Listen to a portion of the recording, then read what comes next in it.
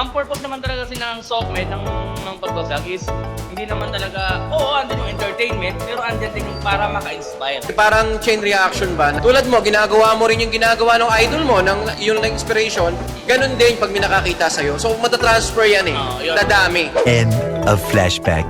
Tanungin naman natin yung ating second Siyempre, second yan, si Sir Lemor. Paano ka nagsimula sa pagiging MC Taxi?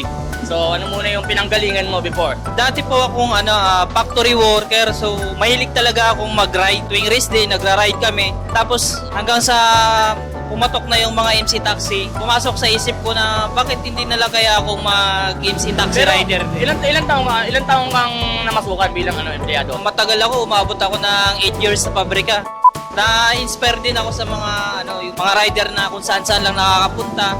So hilig ko talagang mag-ride, so sabi ko bakit kaya ito na lang din ang maggawin kong trabaho. Hanggang sa nag-apply akong MC taxi rider, tuwa naman ako, malaki naman yung kita, kaya yun, pinush ko naman. Malaki, no?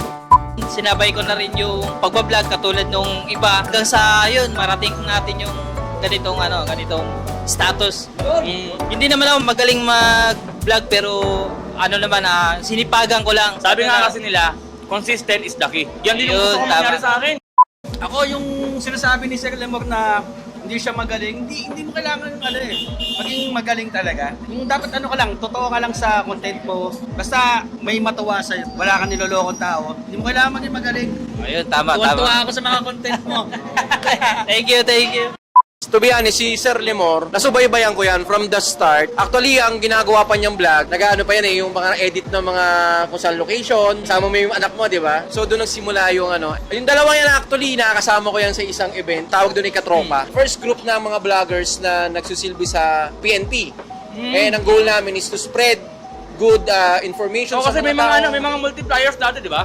Social media siya on a sense na kailangan namin maipakita sa mga tao na, di ba, ng government and especially the PNP is working hard para maging maayos at maging payapa yung ating tama ba?